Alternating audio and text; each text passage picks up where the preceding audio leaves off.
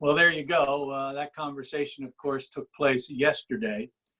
And now we want to talk about the 2020 season. And John Garrett, it has been a new normal for you, for sure. And I know Mike has a good question for you as far as coaching in this environment. So here's Mike. Yeah, John, with such uncertainty everywhere, obviously in the business world and obviously in athletics, and you can't even turn the TV on and find something to watch unless it's a replay nowadays. But, the question I have is how really has your team approached this? How has been the approach to the preparation? Everybody out there really wants to know, what's Lafayette doing to win ball games next year, and how are they doing it in this environment? Well, the message right out of the chute to our team was the team that responds the right way and handles this adversity is going to have the advantage in the fall. We embrace challenges. So this was a challenge to, number one,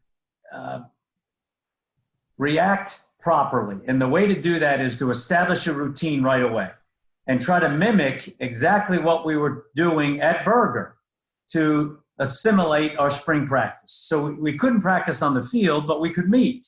And so the NCAA allows us to meet 4 hours a week.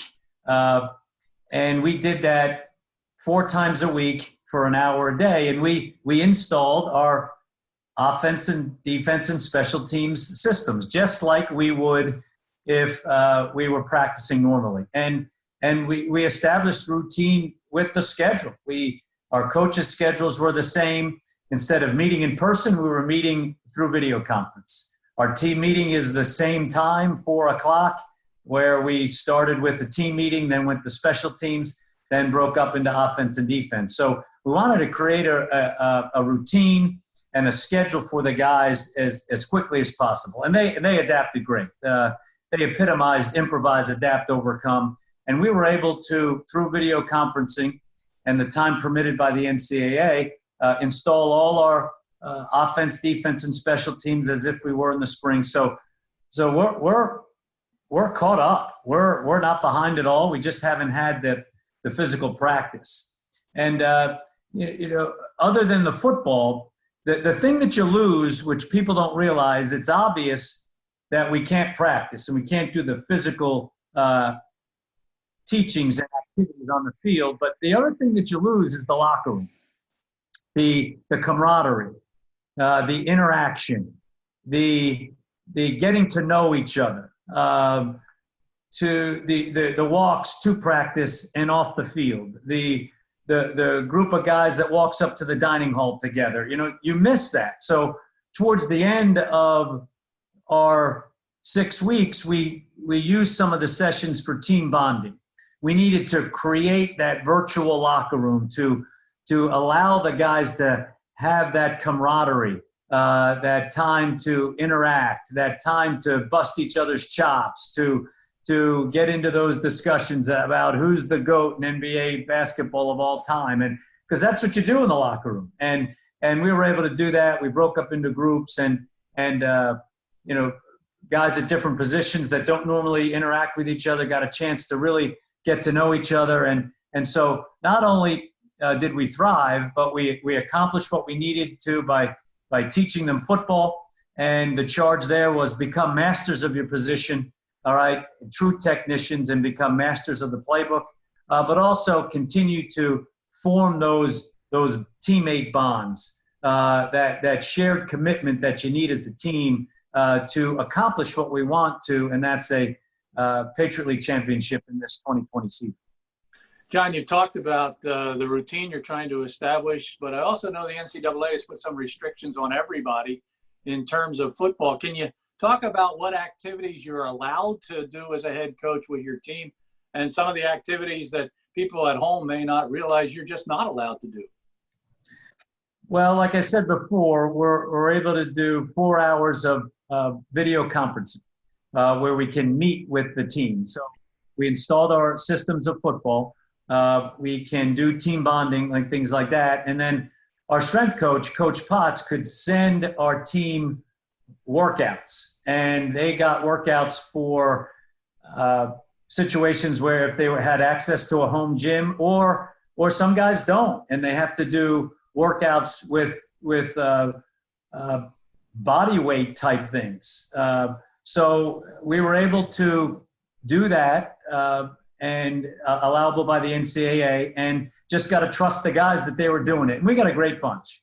We got a great bunch of kids who have a great culture of work ethic that hold each other accountable. And we trust that they're doing it, and led by our captains to hold them accountable.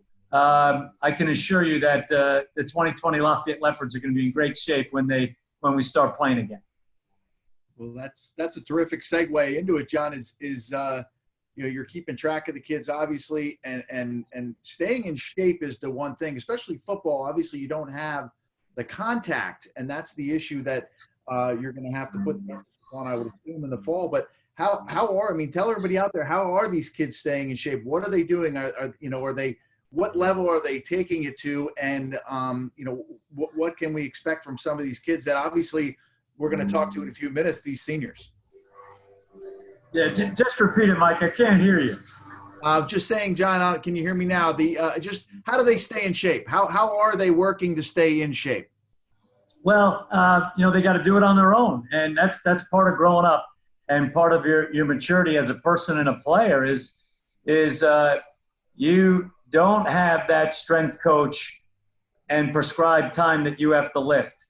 So you have to become a disciplined football player to create a schedule, budget your time, do your work, get your conditioning in, get your lifts in. And we got some smart guys. So they probably rigged some things together to what simulated a bench press, and or could have been, lifting their younger siblings or holding chairs over their head or something like that. But they were getting it done because the charge to the team was, we are a no excuse outfit.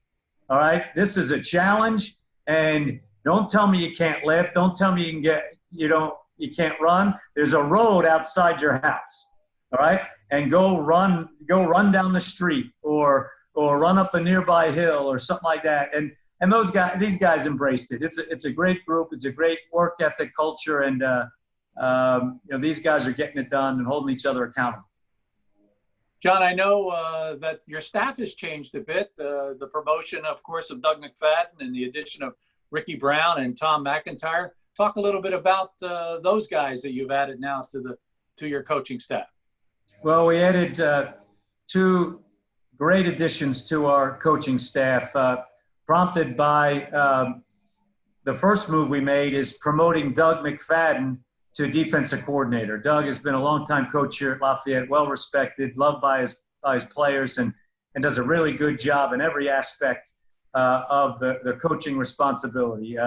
Really good coach and excellent recruiter. So really pleased with and excited about him leading our defense as the defensive coordinator. And then we're able to add two coaches, linebacker coach Ricky Brown, who comes to us after coaching at Boston College.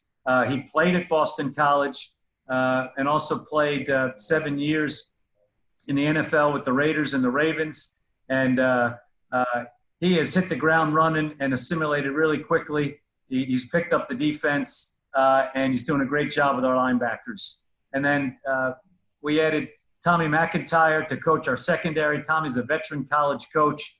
He's coached at Delaware, Rutgers, Wake Forest. He was recently the defensive coordinator of Baldwin Wallace. He is from Western PA, so he has a really good understanding of that critical area in recruiting. And his father-in-law is a high school football coach at Roxbury High School in New Jersey, so he's familiar with the area.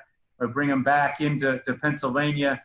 And we're excited to have those two guys on our staff, and really pleased with how we're set up as a coaching staff for the 2020 season.